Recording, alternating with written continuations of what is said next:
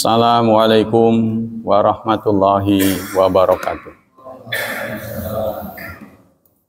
Innal hamdalillah nahmaduhu wa nasta'inuhu wa nastaghfiruh wa na'udzu billahi min syururi anfusina wa min sayyiati a'malina.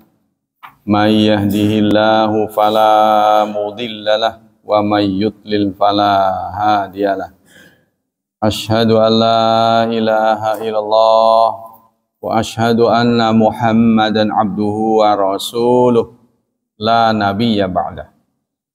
Allahumma salli wa sallim ala nabiyyina Muhammad sallallahu alaihi wasallam wa ala alihi wa sahbihi wa man sara ala nahjihi ila yaumiddin, amma ba'd.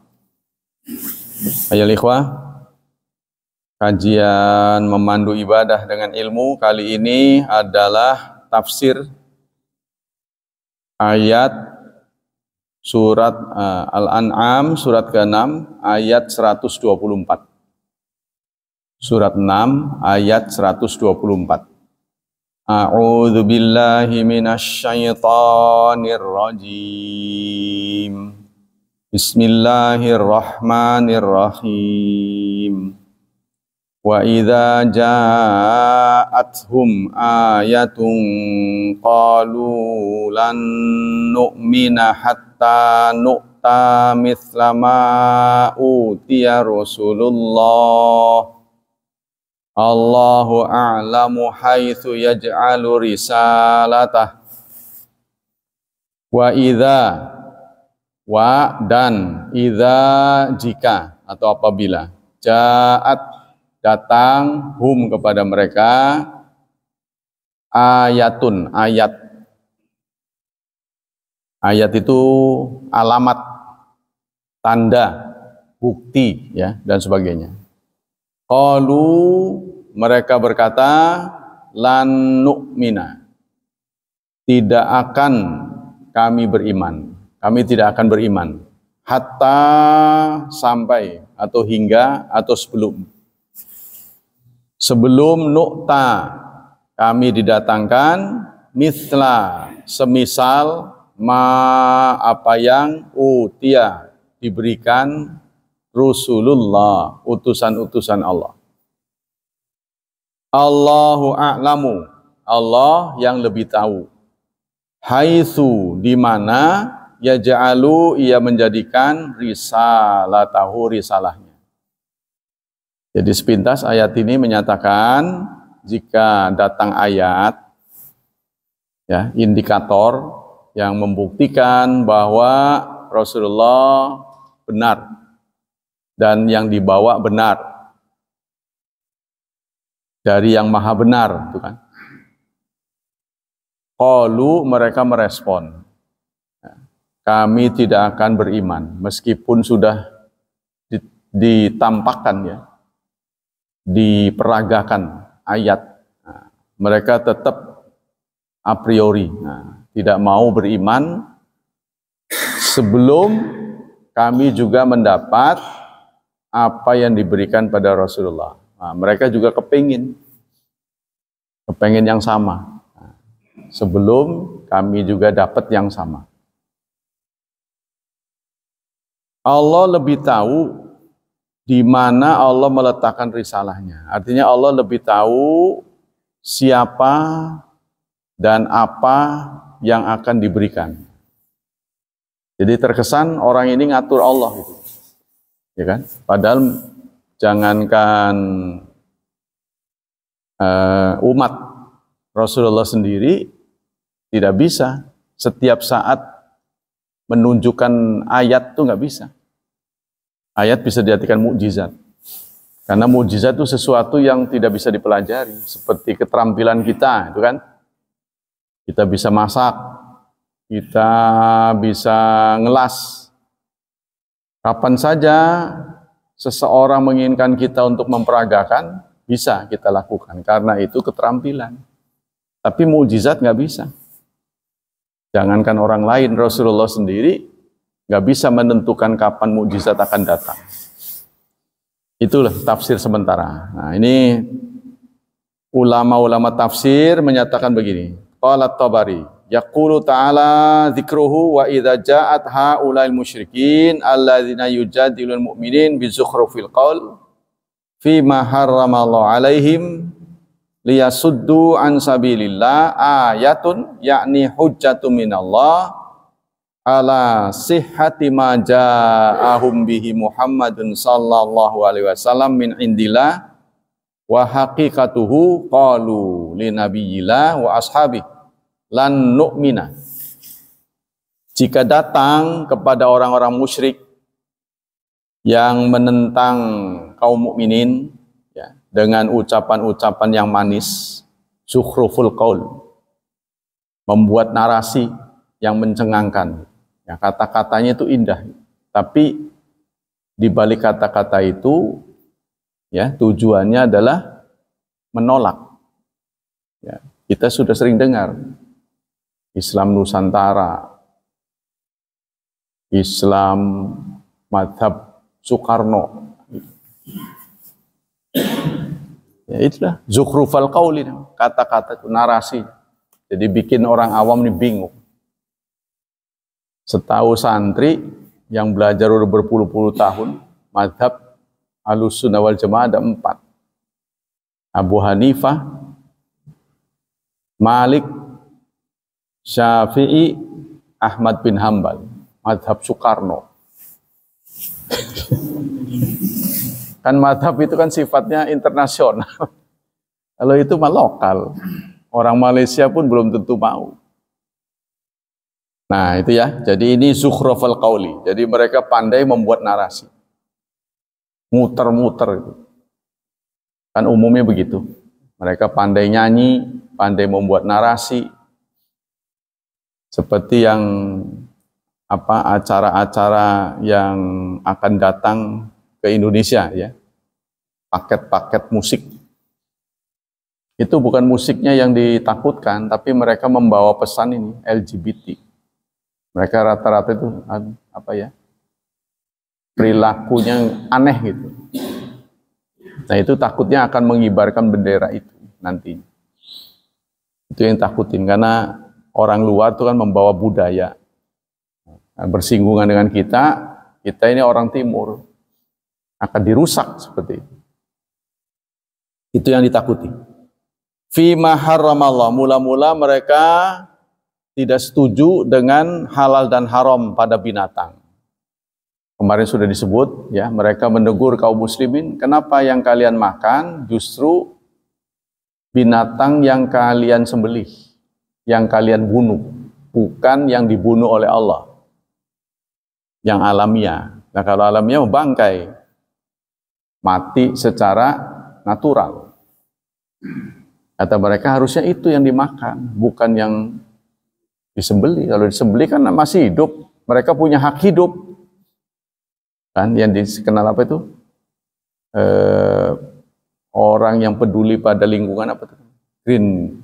Greenpeace ya. Penyayang binatang, itu kan? Ya zaman dulu juga sudah ada.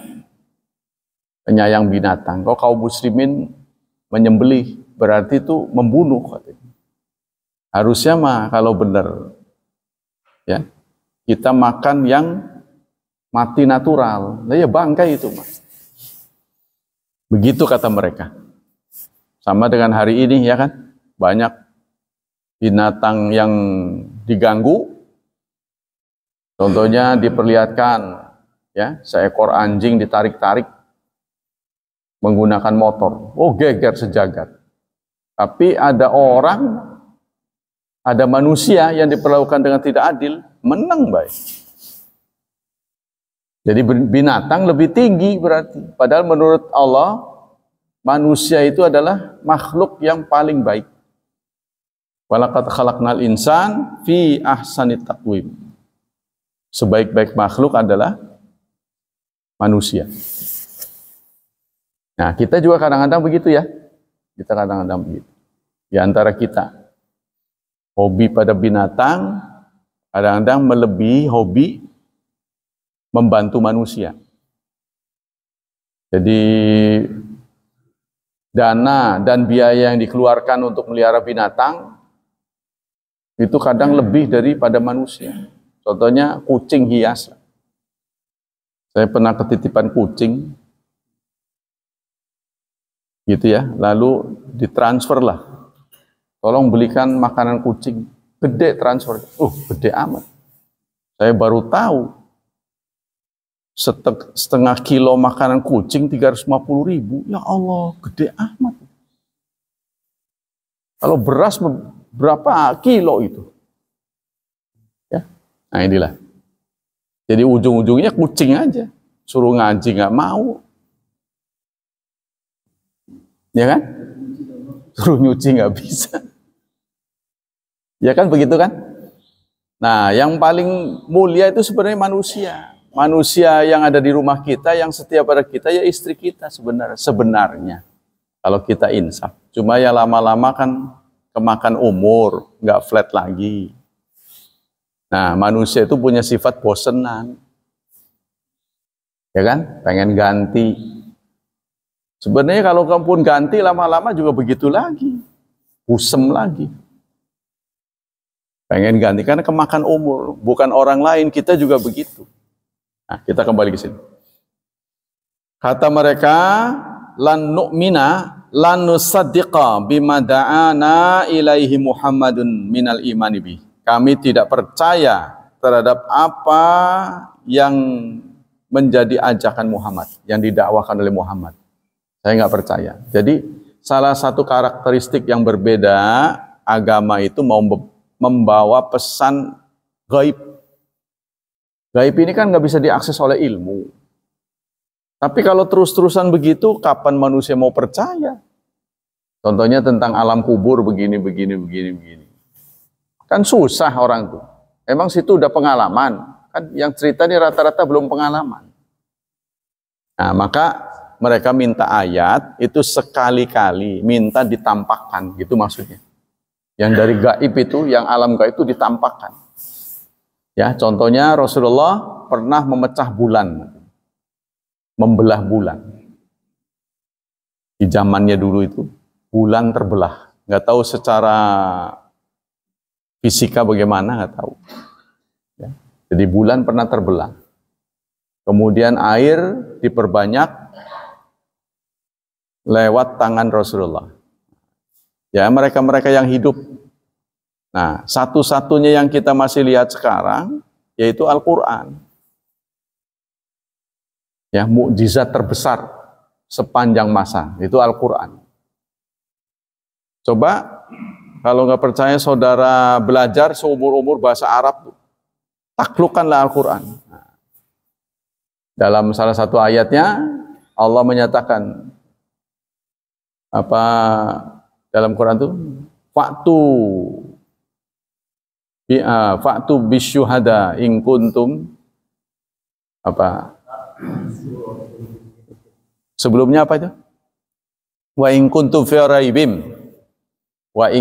fi raibim mimma nazzalna, kalau kalian ada dalam keraguan terhadap apa yang kami turunkan, lamun orang ngandel ning Quran, fa'tu, datangkanlah yang sama.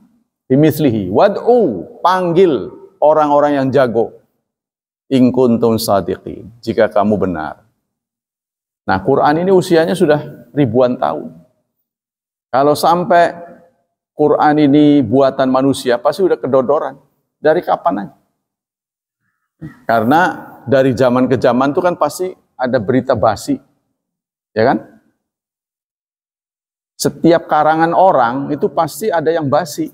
Ketika ditinjau lagi berapa puluh tahun, udah nggak cocok, udah nggak sesuai, tidak out to date, tidak up to date, sudah out to date, sudah basi. Nah, tapi Quran tuh masih sampai sekarang, bahkan masih ada yang kita nggak mudeng. Jadi pada mengikuti perubahan waktu, ternyata kita paham, oh begini. Nah itulah ya. Hatta yu'tiyahullah minal mu'jizat, sampai atau sebelum Allah mengeluarkan mukjizat, mithlalladzi u'tiya Musa, sebagaimana yang pernah diberikan pada Musa, Apa saja itu? Falakil bahr, terbelahnya laut. Ya, terbelahnya laut, syariatnya pakai tongkat. Ini kan nggak masuk akal kan? Ya kan? Ketika kita dikejar-kejar musuh, di depan sudah air, di belakang musuh dengan persenjataan lengkap. Kita seadanya. Minta bantuan Allah. Ya Allah, tolonglah. Pukul tongkatmu ke air. Ini kan kalau menurut kita aturan kapal bukan evakuasi kan gitu kan? Bantuan gitu. Kapal. Kirimat pukul tongkatmu. Fadrib bi asaqal bahr. Fanfalaqa. Kemudian terbelah. Jadi mukjizat itu artinya mengalahkan. Mukjizat itu mengalahkan hukum alam. Yang bikin hukum ini kan Allah. Hukum ada dua, ada yang tertulis, ada yang tidak. Yang tertulis namanya Quran. Yang tidak tertulis dikenal oleh anak-anak fisika. Air selalu menempati wadahnya. Gitu kan? Dan sebagainya lah, kita udah tahu. Nah ini kok tiba-tiba bisa terbelah dan bisa dijadikan jalan. Kan air itu kan benda lunak. Nah kira-kira ini pantai ini. Kira-kira ini pantai. Dikejar-kejar gitu kan, ini air. Kira-kira ini airnya asat gitu, terbelah begini sehingga kelihatan daratnya, atau airnya keras. Atau air yang mengeras. Kalau air mengeras itu kan harus beku, 0 derajat kan. Saya percaya airnya mengeras, sebab kalau air terbelah begitu, ngewiyak begitu, kan berarti daratnya dalam tuh. Lah dia harus anjlok kan? Untuk menyeberang ke sana. Saya percaya ini airnya keras. Jadi tiba-tiba bisa dilalui gitu, bisa kayak seperti orang ngambang. Gitu. Nah begitu pasukan Fir'aun dan serdadunya mengejar, air ini kembali seperti semula. Ya mereka tenggelam.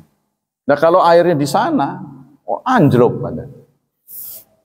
Dan tidak semua mampu, karena ini jumlahnya cukup besar. Mereka itu bisa ribuan, ya. Jadi apa itu? Mengevakuasi ribuan orang. Nah, kita lanjutkan. Wa Isa dan Nabi Isa, seperti yang pernah diberikan pada Nabi Isa. Nabi Isa pada waktu itu lagi tren tentang pengobatan. Maka Allah berikan mukjizat, ya, yang luar biasa, yang paling Apa itu? Ihya'il mauta, menghidupkan orang mati. Yang sudah mati, masuk ke rumah duka, bisa dihidupin. Wah, kalau itu ada, saudara, laris manis. Ya, pasti orang-orang yang berduit mau nebus nyawa gitu. Ya, supaya diperpanjang itu pasti mau. Kalau zaman Nabi Isa ada. Oh sekarang ada dokter Indonesia yang bisa punya cara ya untuk kata istilah motor mengurut kabel supaya tidak terjadi stroke. Itu aja udah daftarnya panjang. Padahal kata sekali nyembuhin 100 juta katanya. Dokter ini terawan. Jadi dia punya cara yang tidak dimiliki oleh orang dokter-dokter biasa. Ibarat apa? Ibarat motor mengurut kabel. Jadi ketahuan tuh. Kayak kabel ini nih, kabel telepon sekarang ini kan pakai gelas ya, fiber. Jadi cuma begini kelihatan merah gitu. Bisa merembet ke situ. Jadi ketahuan, oh ini di sini nih penghalang. Kalau dulu kan pakai itu 2 itu ya, apa namanya? Tester tuh. Iya dulu. Nyambung. Kalau sekarang urut gitu.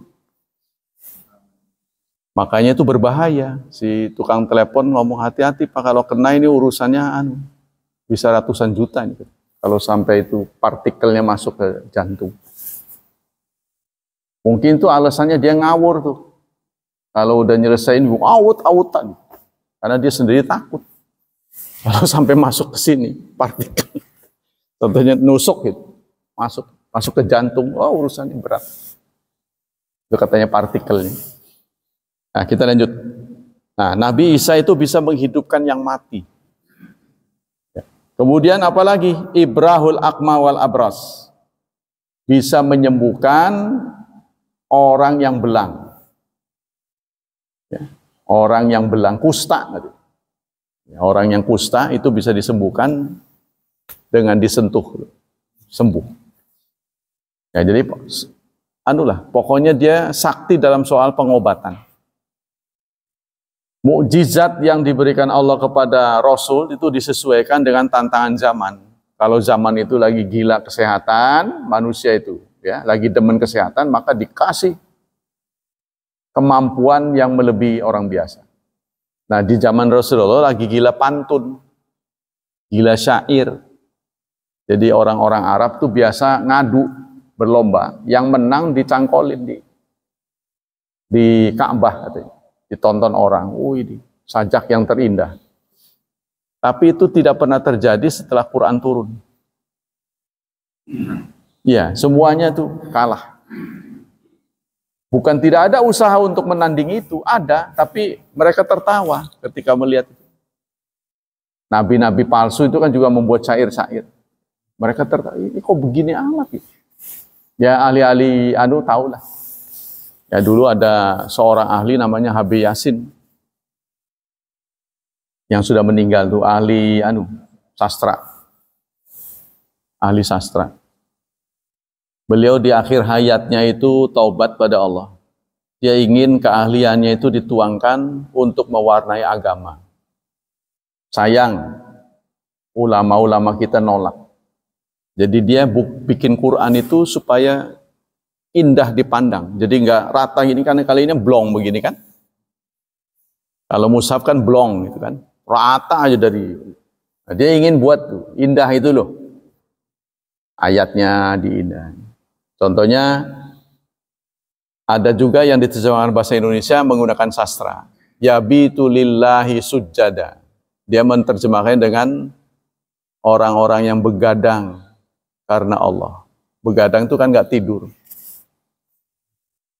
Kalau terjemahan biasa yang bermalam, orang yang bermalam karena Allah. Tapi kalau dia nggak begadang, itu sebenarnya patut seharusnya tetap dibolehkan. Karena itu adalah bentuk sastra ya. Tapi dengan catatan ini bentuk karangan gitu. Jadi itu. Saya pernah melihat itu kopiannya itu ya dijual dulu itu di Wali Songo. Wali Songo yang menjadi perusahaan kedua Gunung Agung. Ya, akhirnya Gunung Agung akan bangkrut pada tahun ini, akan tutup semuanya. Padahal beliau dagang 70 tahun. Di akhir hayatnya Muslim. Haji Mas Agung ini pernah ketemu dengan saya. Haji Mas Agung pemiliknya, makanya disebut dengan Mas Agung. Wali Songo tuh toko buku Islamnya. Itu dulu sangat laris. Tapi belakangan nggak tahu kenapa gitu, ditinggalkan orang. Mungkin ini sudah masanya online kali ya. Jadi dengan online itu orang bisa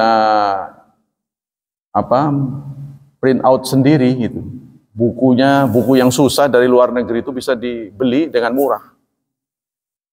Ya, contohnya ini kalau dibeli mungkin harganya sepertiga doang, tapi kita harus nyetak sendiri. Ya, ini kan bukan buku aslinya, ini diunduh dari kitab-kitab, tapi beli, ngunduhnya itu beli. Kita lanjutkan. Inilah kemajuan zaman ya. Tapi sampai sekarang mukjizat Rasul ini nggak bisa ditiru, walaupun kita sudah maju sampai sekarang belum bisa ditiru. Nah itu ya, orang wa ibraul akma wal abras. Nabi Isa itu bisa menyembuhkan orang yang cacat dari lahir, buta dari lahir, buta bawaan. Ya itu bisa dipegang begini lalu melek. dan penyakit kusta. Ya, kita punya rumah sakit kusta di mana tuh? Tangerang. Coba saudara berkunjung. Waduh, sekarang mewah. Di Sitanala itu. Itu mewah sekarang. Jadi bukan menangani kusta saja. Rupanya orang yang penderita kusta semakin hari semakin sedikit. Tapi itu satu-satunya rumah sakit kusta di Indonesia. Nah, maka sekarang berubah. Wah, sekarang keren. Jadi nggak menangani kusta saja. Ya, yang lain-lain dulu. Layaknya rumah sakit besar. Keren sekarang.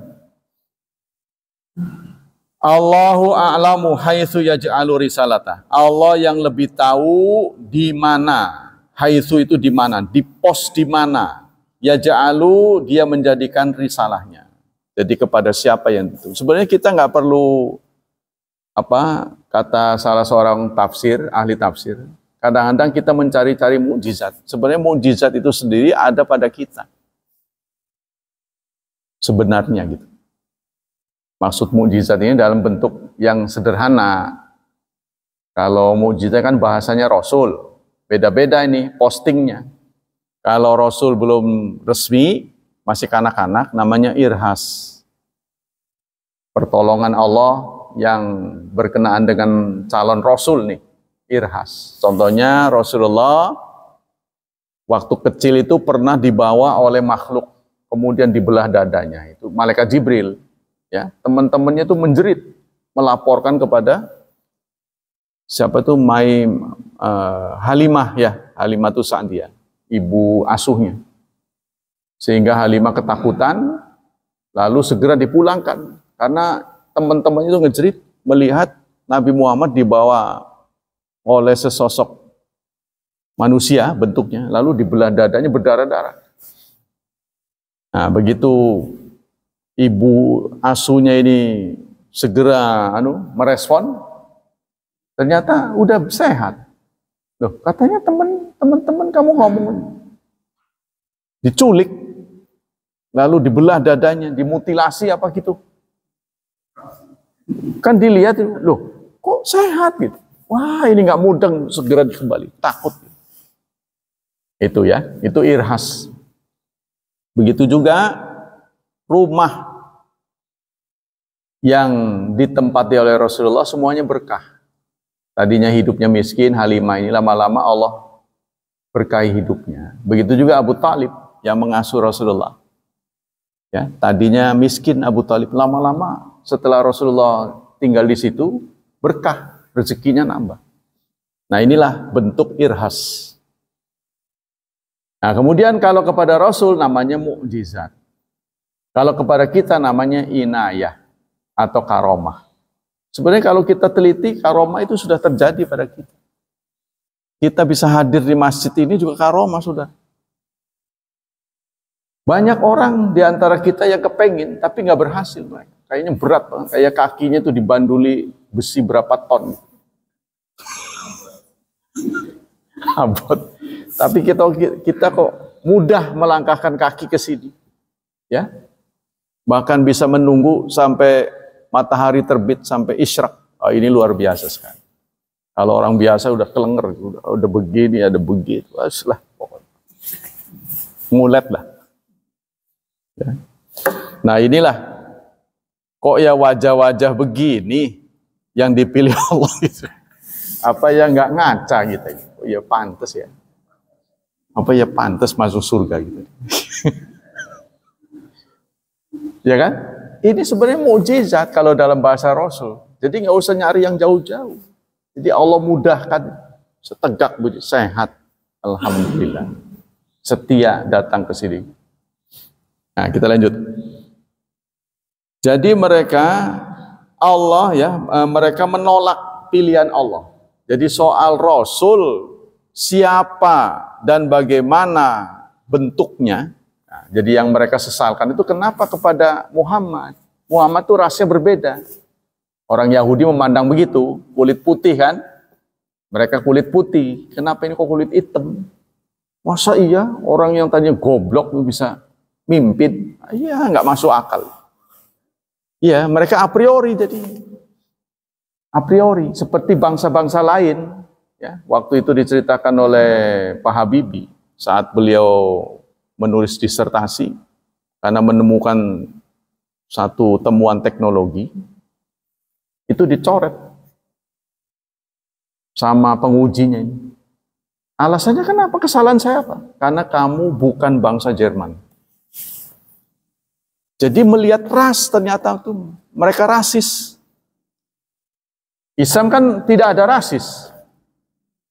Contohnya, siapa yang pertama kali dituntun oleh Rasulullah ketika futuh? Futuh itu kan berarti udah menang. Ya, istilahnya sepak bola itu udah gol.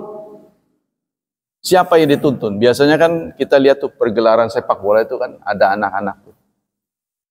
Pasti anak-anak terkenal ini, bukan anak kita yang dibawa. Wah, ini buluk ini. Tapi Rasulullah siapa yang dituntun? Ternyata orang kulit hitam, negro. Bukan orang Quraisy. Bilal sendiri naik ke atas Ka'bah. Sehingga dilihat orang, kulit hitam. Aneh ini. Yang lemah itu yang justru dituntun oleh Rasulullah. Nah, Rasulullah ingin menyampaikan bahwa risalahnya ini ya menyetarakan manusia. Manusia itu seperti sisir, kata Rasulullah. Semuanya sama. Yang membedakan adalah takwa. Inna akramakum indallah atqakum. Bukan bangsa, bukan kulit. Nah itu. Ya, sehingga di zaman Rasulullah ada penolakan, tapi Rasulullah menyamakan. Kita aja nggak berhasil. Tuh, di sini ada Tubagus. Apalagi deket-deket pemilu. Yang namanya bagus jadi Tubagus. Ratu. Padahal yang punya gelar ketawa itu dari mana? Nasabnya nggak ada anunya. Rupanya waktu lahir siapa yang menolak? Siapa yang berani menolak? Saya punya anak tak laki-laki tak kasih nama Tubagus. Yang perempuan tak kasih nama Ratu. Apa salahnya? Emang emang ada hak patennya? Kan nggak ada. Wong ada yang kasih anak begitu lahir Laksamana. Ada kan? Padahal itu kan tingkat bintang 3 ya. Di angkatan laut. Bintang 4. Iya, sekarang apa salahnya anak saya begitu trot tak kasih nama Laksamana. Jadi nggak perlu ngejar-ngejar pangkat, ya, kasih nama dari awal. Nah inilah Islam itu menyamaratakan. Suatu saat dalam perjalanan hidup Rasulullah pengen itu. Kita lihat di Jawa saja ada kelas priayi, ya, ada kelas apa di bawahnya itu, ya, sehingga sampai orang yang berbakti di keraton itu gajinya nggak seberapa, paling 300 atau 100 ribu. Tapi dia bangga masuk ke situ. Abdi dalam, bangga kan. Sampai kan gajinya dikit. Ya, orang popok. Jadi merasa bangga. Kita ini yang otaknya jalan, ngapain begitu itu? Di kalangan umat Islam ada begitu juga, saya juga risih. Seorang Habib datang, aduh, apa begitu? Besi biasa aja sih. Yang harus diandalkan nih otaknya nih. Harusnya begitu. Qala Rasulullah, mestinya begitu kan? Ini emang enggak. Salatullah, begitu aja terus sampai berakhir. Apa ya begini keturunan Rasulullah ini? Gitu kan? Walaupun kita dari sisi lain menghormati, disuruh menghormati. Jadi jangan sampai merebut kehormatan itu dengan sesuatu yang tidak wajar. Menurut saya begitu. Nah, kita lanjutkan. Jadi ini yang menjadi pertanyaan mereka, kenapa kerasulan ini kok diletakkan pada si A, si B, si C yang mereka nggak terima. Kalau di Cibober itu kalau bukan orang Cibober nggak mau. Mereka nggak mau. Aduh, wah, mantunya contohnya, mantunya, wah kelas mantu. Apalagi saya kelas santri yang nggak ada darahnya, nggak ada darahnya. Ya, di mana-mana begitu. Jadi harus keturunan kiai, harus keturunan kiai. Ya, sebenarnya Islam itu menggugurkan itu. Inna akramakum indallah atqakum. Wa anal ayat al-anbiya wa rasul lam yu'tiha minal bashar ila rasulun mursal. Nah, ayat ini akan diberikan kepada rasul yang ditunjuk, bukan kepada maunya orang. Ya, Allah tidak memperturutkan kemauan makhluk. Allah punya cara sendiri. Nah, maka dipilihlah rasul. Bahwa integritas rasul ini sudah pernah diuji. Ya, ketika seorang utusan didatang, dia minta suaka kan, kita kan dikejar-kejar tuh sahabat Rasulullah, lalu ditanya oleh Raja Habasyah, siapa Muhammad itu? Kalian kenal Muhammad? Kenal. Siapa dia? Dia adalah, apakah dia bangsawan? Betul, dia bangsawan. Bagaimana sikap kalian terhadap Muhammad? Apakah dia pembohong? Dia nggak pernah bohong. Apakah yang dia dakwahkan itu benar? Benar. Loh, kenapa kamu nggak mendukung? Nah ini Raja Habasyah rasional berpikirnya. Loh, kenapa kamu nggak mendukung? Dia adalah orang yang mulia. Lalu pengikutnya itu semakin nambah atau semakin kurang? Semakin nambah. Pengikutnya orang kaya semua? Enggak. Loh, itu berarti benar. Tuh, Raja Habasyah sudah seketika dialog itu sudah mengambil kesimpulan. Kenapa kamu nggak ikut? Itu benar itu. Nah ini ya, jadi kenapa kebenaran ini sempat hilang atau tidak terlihat jelas? Ini karena hasud, dengki. Jadi melihat keturunan. Kenapa dia? Tidak saya. Nah inilah ya.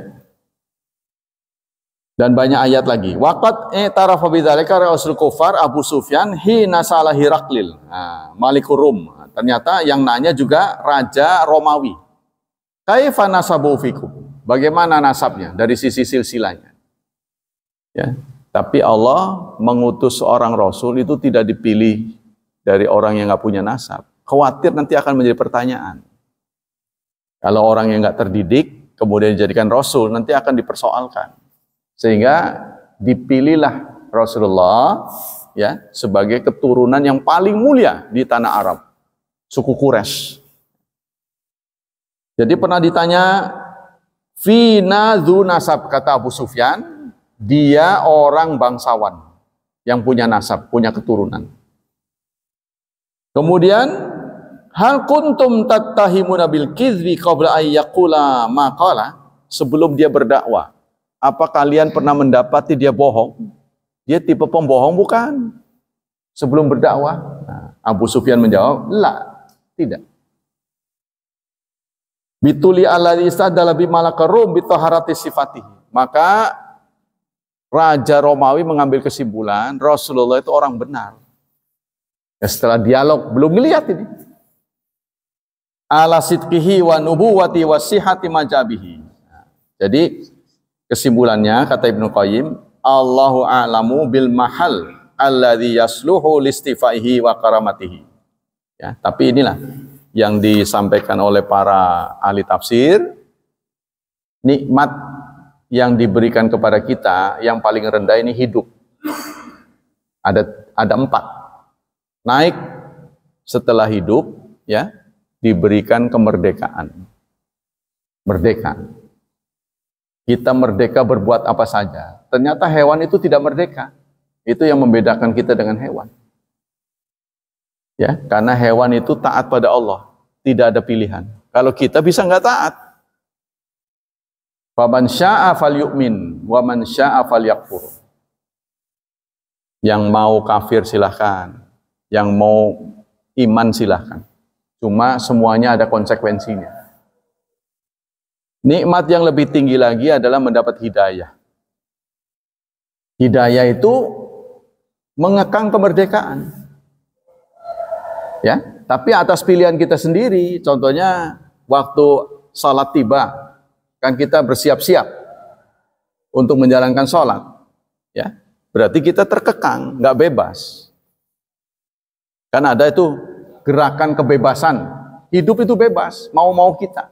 mumpung masih hidup. Nah ini adalah provokasi dari setan. Yang benar adalah makhluk Allah itu semuanya tidak bebas, tidak sebebas-bebasnya. Maka kita memilih hidayah, ini satu bentuk pilihan yang tepat. Di atas hidayah, nikmat pertama yang paling tinggi adalah nikmat diutusnya Rasul. Nah ini terdapat dalam surat 3 ayat 164. Laqad mannallahu 'alal mu'minin. Sungguh kami telah memberikan anugerah. Kalau saja Rasulullah tidak menyampaikan risalah, wah, ajur kita, remuk. Mungkin kita tidak sempat merdeka tahun 45. Bapak-bapak perhatikan aja itu. Kita diceritakan dalam sejarah melawan Belanda itu sampai 350 tahun. Ya, kita dijajah tuh. Plus Jepang 3,5 tahun. 350 tahun itu kan berapa generasi? Kok sampai begitu lama? Nah, kenapa tahun 45 kita merdeka? Maka orang sepakat ahli sejarah itu dimulai dengan gerakan apa itu? SDI, Serikat Dagang Islam. Kenapa ada kata dagang? Sebenarnya bukan dagang. Karena pada waktu itu kalau ada komunitas pasti dibubarkan oleh rejim yang ada pada waktu itu. Orang-orang Islam yang ngumpul ini pasti dibubarkan. Maka mereka menamai dirinya dagang. Kenapa sampean mau dagang? Nah, kalau mereka tahu perkumpulan politik itu sudah pasti dibubarkan, maka menggunakan istilah dagang. Itu sejarahnya. Itu 1901. 1905 apa?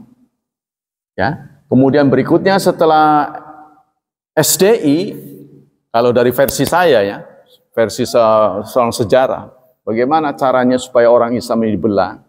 Maka 1919 ya, lahirlah Muhammadiyah. Muhammadiyah itu 1919 apa? Nah, nggak terima dengan gerakan Muhammadiyah. Waduh, Muhammadiyah ada, akhirnya apa itu istilahnya, banyak porsi-porsi yang hilang. Ya, nggak ada tahlilan, nggak ada ini kan sementara ini kan lahan saya. Maka 1926 lahirlah NU di Surabaya. Kalau itu di Jogja. Nah, lahirlah di Surabaya 1926. Sebagai protes sebenarnya. NU lahir itu sebagai protes terhadap Muhammadiyah. Maka sampai sekarang protes mulu. Memang awalnya begitu. Terhadap Muhammadiyah. Jadi ada gerakan purifikasi. Kenapa kita dijajah terus-terusan ini? Karena kita bodoh benar. Banyak orang Islam yang dikafirkan lewat sekolah. Maka gerakan Muhammadiyah itu dua. Pendidikan dan kesehatan sampai sekarang. Dia punya rumah sakit. NU mana? Ya, dia punya pendidikan. Disebutnya Muhammadiyah. Kalau NU nggak nyebut Nahdlatul Ulama itu. Pendidikannya biasa aja. Madrasah-madrasah. Nah, itu awalnya. Jadi dipecah juga. Nah, nggak lama setelah 1926 dalam tempo kurang dari 20 tahun ya, berarti 45 kan 26 ke 45 nggak sampai 20 tahun. Kita merdeka. Itu pun masih ada agresi-agresi, ya kan? Karena mereka nggak terima. Karena Indonesia ini gudang rempah-rempah.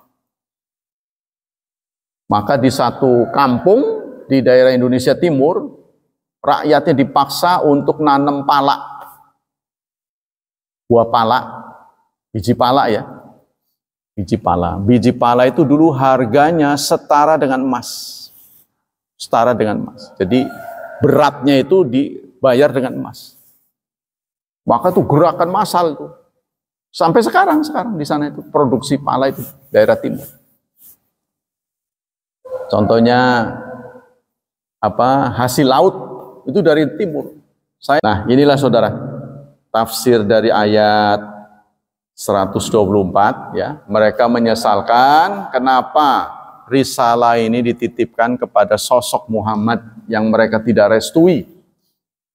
Nah, kenapa harus dia gitu? Nah, ini sebenarnya ini karena kedengkian. Maka dari pelajaran ini kita disadarkan agar jangan dengki. Nah, inilah jadi soal keterpilihan seseorang, kita tidak boleh iri. Kadang-kadang kita punya usaha yang sama, kenapa saya nggak berhasil? Kenapa tetangga saya kok gampang bener jadi kaya? Saya kok susah banget ya, kenapa ya? Lah inilah ya rahasia Allah kan. Oh dia lancar itu. Oh dia pinter. Nah inilah semua merupakan keterpilihan dari Allah Subhanahu wa taala. Ini hak prerogatif. Kita tidak boleh iri hati. Yang kita harus kejar adalah menambah nilai. Nah, dengan kita menerima takdir itu juga bernilai tinggi. Ya, mungkin Allah tahu persis kalau kita ditakdirkan dengan takdir yang sama, ternyata kita jauh dari Allah. Boleh jadi begitu. Baik, kita lanjutkan dengan sunnah. Bismillahirrahmanirrahim. Hari Rabu ini kumpul Quran dan sunnah. Kali ini adalah maja'a fi jawazi kitabatil ilmi. Kebolehan menulis ilmu. Kebolehan mencatat ilmu. Qala Amirul Mukminin Umar bin Khattab. Kata Umar bin Khattab waktu itu menjadi Amirul Mukminin, beliau menyerukan banyak pembaharuan. Ya, jadi beliaulah yang istilahnya membuat reformasi, lompatan-lompatan. Terutama ini, alat-alat ukur. Nah, itu banyak diciptakan di zaman Umar bin Khattab. Alat-alat ukur. Seperti ini cc. Nah, kan bukan umat Islam ini, makanya disebut cc.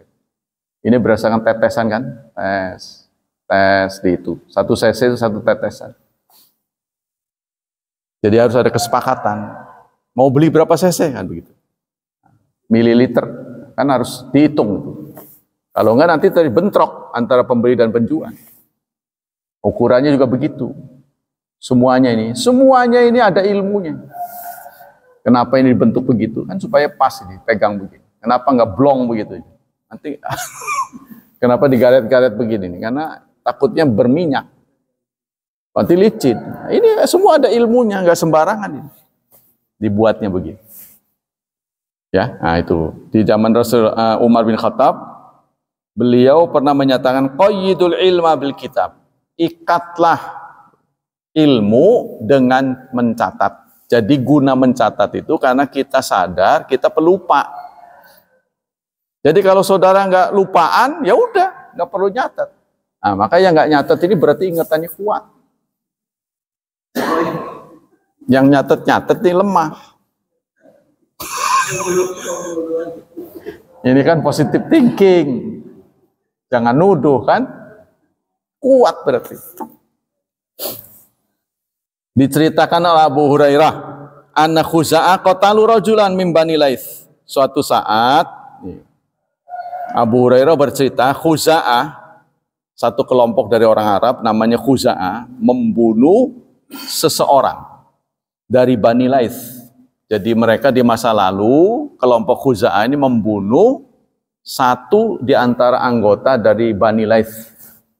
Ya, nama-namanya memang aneh-aneh. Ama Fatih Makkah, di waktu terjadinya Futu Mekah. Waktu Futu Mekah. Biqatilin minhum. Karena apa? Di masa lalu Bani Laits pernah membunuh Khuza'ah. Jadi mereka dendam. Dulu belum kesampaian. Ada yang dibunuh anggota kami, maka sekarang kami bunuh. Nah, tapi pembunuhan terhadap Bani Laits ini terjadi di Futu Mekah. Fa ukhbira bidzalikan nabi. Maka informasi ini pun sampai kepada Rasulullah. Faraqiba rahilatahu. Lalu segera beliau menaiki kendaraannya. Fa khataba. Lalu dikumpulkan orang-orang ini yang bermasalah, ya kan? Dua kelompok. Karena Rasulullah khawatir akan terjadi tawuran kalau didiamkan. Kan mereka ini pembunuhan, gara pembunuhan kan dendam gitu. Lalu beliau berpidato, Innallaha habasanin maqatal qatla. Hari ini Allah melarang pembunuhan di Mekah. Di Mekah sudah tidak ada lagi pembunuhan. Awil fil. Nah, ada satu redaksi mengatakan bukan qatla tapi fil. Allah pernah menahan gajah. Ya, pasukan gajah maksudnya dulu ya. Wassalata alaihim Rasulullah wal mu'minin. Dan hari ini ya, Rasulullah diberi hak oleh Allah untuk berkuasa di Mekah. Kan Futuh Mekah itu kan Rasulullah dari Mekah ke Madinah. Ya, Mekah ini dulu sentranya orang musyrik. Pusat orang musyrik yang menyerang Rasulullah. Nah, terakhir dikuasai oleh Rasulullah. Sekarang saya yang berkuasa. Ya, berdasarkan takdir dari Allah. Ala wa innaha lam tahilla li ahadin qabli. Ingatlah bahwa Mekah itu tidak pernah halal kepada siapapun sebelum aku. Wa lam tahilla li ahadin ba'di, dan tidak halal untuk orang setelahku. Ala wa innaha halat li sa'atu min nahar. Tapi hari ini Allah membuka, membolehkan. Tapi hanya beberapa jam, beberapa saat, waktu futu. Jadi waktu futu itu boleh berbunuh-bunuhan. Tapi hanya sebentar kemudian ditutup lagi. Sudah tidak boleh lagi. Nah, kebetulan terjadi pembunuhan ini sudah tutup. Jadi Mekah itu masuk kategori Al-Haram. Ya, haram itu hanya haram maksudnya. Disebut juga suci, disebut juga haram. Artinya tanamannya nggak boleh dicabut, binatangnya tidak boleh dibunuh, apalagi orang. Tapi di zaman Rasulullah pernah dibuka beberapa jam saja, yaitu waktu penaklukan. Nah, sekarang ditutup lagi. Jadi kalau waktu itu nyabut tanaman nggak apa-apa, ya hanya beberapa waktu saja. Sekarang ditutup lagi. Wa inna sa'ati hadza haramun, sekarang ditutup lagi. La yuhtala syaukuha, maka tidak boleh dicabut durinya. Pohon berdurinya pun nggak boleh dicabut. Ya, kalau nanti Pak Hilman naudzubillah, jangan sampai nyabut kan. Kadang-kadang kita tergoda, Pak. Contohnya nanti di Arafah itu, ya, pohon-pohon itu dikerumuni oleh nyamuk. Nyamuk itu perutnya gede-gede itu. Kalau kita di sini kayak kepengen, kalau nggak sadar, wih, iya nggak boleh. Jadi gede-gede ini perutnya. Ternyata mereka nggak ngambil darah manusia, nektar. Tuh, perutnya gede itu di sana anehnya bukan nusuk kita. Jadi di sana itu tidak serangga. Coba Pak Hilman kalau nggak percaya numpain gula gitu. Asal di haram ya, nggak ada semut. Herannya itu apa karena terlalu panas apa begitu? Saya nggak tahu. Tapi kata ulama-ulama memang tanah haram itu spesial ya, mendapat keistimewaan dari Allah. Jadi kalau ada eksekusi, darah yang tumpah ke tanah itu tiba-tiba cepat hilang gitu. Kalau di tanah kita kan kelihatan tuh bekas hewan yang disembelih kan, lama kan. Kalau di sana katanya cepat hilang. Ya jangan coba sih. Ya. Tapi katanya begitu. Nah, di zaman Rasulullah sudah ditunjuk ceritanya, aku umumkan semua tanaman tidak boleh dicabut. Hewan tidak boleh dibunuh. Tapi ada areanya, itu yang disebut dengan miqat. Nanti ada tuh tapal batasnya. Ya. Al-Haram. Ada batasnya, Pak. Jadi nanti kalau sudah keluar Al-Haram, ada burung kita tangkap boleh. Tapi kalau masih di batas itu nggak boleh. Ya, kalau sampai itu terjadi karena ketidaksengajaan itu harus ngeganti. Faqala rajulun illat idkhir, kecuali idkhir ya Rasulullah. Idkhir ini tanaman rumput katanya yang berbau wangi. Kalau idkhir gimana? Karena idkhir itu seperti alang-alang suka dipakai untuk bakaran, api unggun, dia baunya wangi katanya, ini tumbuhnya di sana. Rasulullah kemudian mengecualikan, ya idkhir mah enggak gitu. Hadis muttafaqan alaih.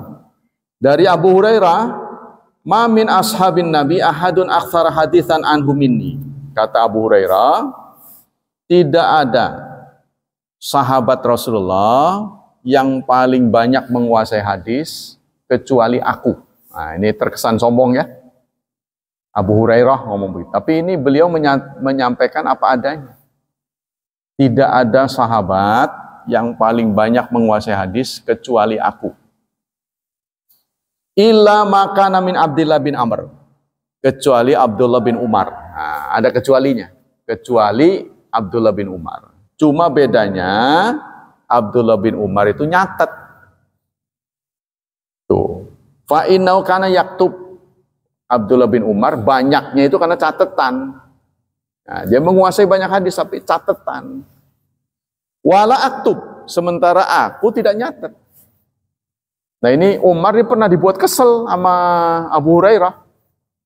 Kalau ditanya jawabannya hadis. Gimana menurut Anda? Qala Rasulullah sallallahu alaihi wasallam. Dia kan kesel, kemplang gitu. Qala mulu.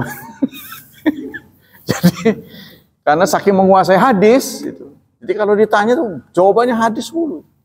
Qala Rasulullah sallallahu alaihi wasallam. Jawabannya begitu. Hadis sahih riwayat Bukhari. Kemudian dari Ibnu Abbas qala lamma syad istada bin Nabi waj'uhu. Saat Rasulullah sakitnya sudah semakin menguat menjelang kematiannya. Ini diceritakan oleh Abdullah Ibnu Abbas ya. Qala u'tuni bi kitabin aktubu lakum kitaban. Tolong kasih mana kertas, saya mau nulis. Nah, waktu Rasulullah sakitnya sudah sedemikian rupa. Lalu salah satu yang diucapkan oleh Rasulullah, la tudillu ba'dah. Kamu tidak akan sesat kalau kamu taat pada catatan ini. Para sahabat sudah ngerti pasti yang dimaksud itu ya suruh berpegang teguh pada kitab Allah dan Rasul. Ya, jadi ketika sakit beliau sudah semakin tinggi, semakin menguat, beliau minta catatan. Sini tak tulis supaya kalian tidak akan sesat. Tapi sahabat sudah mengira-ngira pasti yang diinginkan Rasulullah ini kitab Allah wa sunnat Rasul, taraktu fikum, pasti itu seputar itu. Qala Umar. Lalu Umar yang hadir di dekat Rasul, annan nabiyya ghalabul wajah. Nabi sekarang sedang sakit. Wa indana kitab Allah hasbuna. Kita kan sudah diberi kitab Allah. Cukuplah. Kita jangan memaksa Rasulullah nulis. Kesian gitu. Kita kok udah ngerti yang dimaksud beliau itu pasti itu. Ya. Fakhtalafu. Maka mereka pun berselisih pendapat. Ada orang yang nggak setuju, ada yang setuju dengan ucapan Umar. Yang nggak setuju adalah karena apapun yang lahir dari Rasulullah sayang gitu loh. Jangan sampai dihentikan. Ngomong apa turutin aja. Karena kalau sampai Rasulullah wafat kan berarti berhenti sudah. Karena beliau adalah juru bicara Allah. Aman kita banyak omong. Sudah berhenti aja kamu, nggak apa-apa. Yang lainnya banyak. Kalau Rasulullah kan satu-satunya sumber berita. Eman gitu loh. Nah, jadi terjadilah keributan antara setuju dan tidak setuju, setuju dan tidak setuju. Lalu apa yang terjadi? Qala qumu anni. Setelah mereka ribut, berdiri kata Rasulullah. Berdiri. Wala yang bagi indi tanazu. Tidak seyogyanya kalian ribut. Nah, yang Rasulullah khawatirkan tuh ribut. Nah, kalau mereka nggak ribut mah, itu kan pasti Rasulullah segera menulis. Kok malah ribut? Saya nggak suka kalian ribut. Ayo pergi. Fa kharaja Ibnu Abbas yaqul. Kata Ibnu Abbas, inna raziyah kulla raziyah. Musibah ini. Gara-gara ribut jadi nggak nulis saja. Ya, karena informasi dari Rasulullah sangat berarti bagi sahabat. Mahala baina Rasulullah wa baina kitabih. Inilah yang menghalangi Rasulullah. Sayang ribut. Waduh, coba kalau nggak ribut, kita dapat informasi lagi. Ya. Setelah itulah Rasulullah wafat. Itu ya. Jadi diakhiri dengan begitu. Jadi Rasulullah ingin berpesan itu. lan tadillu. Saya mau nulis supaya kalian tidak sesat. Sahabat sudah mengira-ngira. Beliau kan lagi sakit, jangan dipaksa nulis ya. Yang satu, ya biarin aja karena info penting, ribut malah. Nah, karena yang meminta Rasulullah nggak nulis sudah kebadai, ini pasti ngomongnya taraktu fikum amrain. Ya, awas ya, pegang baik-baik kitabullah dan sunnah. Kurang lebih begitulah kata para sahabat, kata Umar. Sehingga udah, jangan dipaksa nulis, kesian. Dari Abi Juhaifa, qala qultu li Ali, hal indaka kitab? Kata Abu Juhaifa kepada Ali, apa masih ada catatan yang saya belum tahu? Karena mereka saling bangga itu kalau ada catatan dari Rasulullah yang baru. Siapapun yang turun dari rumah Rasulullah keluar itu pasti diburu. Ya, karena nggak semua orang, nggak semua sahabat bisa masuk ke rumah Rasulullah. Contohnya begitu beliau mau masuk, Rasulullah mau kepentingan, kan nggak bisa tuh. Ya, jadi yang sempat belajar dari Rasulullah pasti diburu oleh teman-teman. Tadi dapat apa? Dapat apa? Satu. Nah itu ya, sehingga itu kita dapati ada hadis dari si A, dari si B, redaksinya sama, itu karena tadi mereka sambil berkreasi itu, bangga dengan berita dari Rasulullah, seperti wartawan lah ya, katakanlah surat kabar itu banyak, itu perawi-perawi. Apakah bunyi surat kabar semuanya benar? Ya belum tentu. Nah, sama dengan perawi-perawi itu. La illa kitaballah au fahmin utiyahu rajulun muslim. Tidak, kata Ali, kecuali kitabullah. Kamu punya catatan dari Rasulullah? Enggak punya, kecuali kitabullah. Atau yang saya ingat dari Rasulullah. Maksudnya kalau hadis saya enggak catat. Tapi kalau catatan adanya Quran. Au ma fi hadis sahifah, qala fa ma fi hadis sahifah al-aqlu, atau ada di lembaran-lembaran ingatan. Apa lembaran itu? Ya ini ada di sini. Saya kalau tuangkan bisa. Wa fikakul asir, kata Ali, aqlu wa fikakul asir, dan membebaskan tawanan, wala yaqtulu muslimun bi kafir. Janganlah seorang muslim dibunuh karena dia membunuh orang kafir. Itu yang dicatat oleh Ali. Demikianlah kajian pagi ini, semoga menambah wawasan kita semua, wawasan kitabullah dan sunnatur rasulih. Semoga Allah juga melindungi dan menyelamatkan kita dari wabah dan fitnah, dari syubhat dan syahwat, dan Allah berkenan menghadiahi masa depan yang cerah kepada putra-putri kita, menjadi generasi yang saleh dan salihat. Subhanakallah wa bihamdik, asyhadu an la ilaha illa anta astaghfiruka wa atubu ilaik. Wassalamualaikum warahmatullahi wabarakatuh.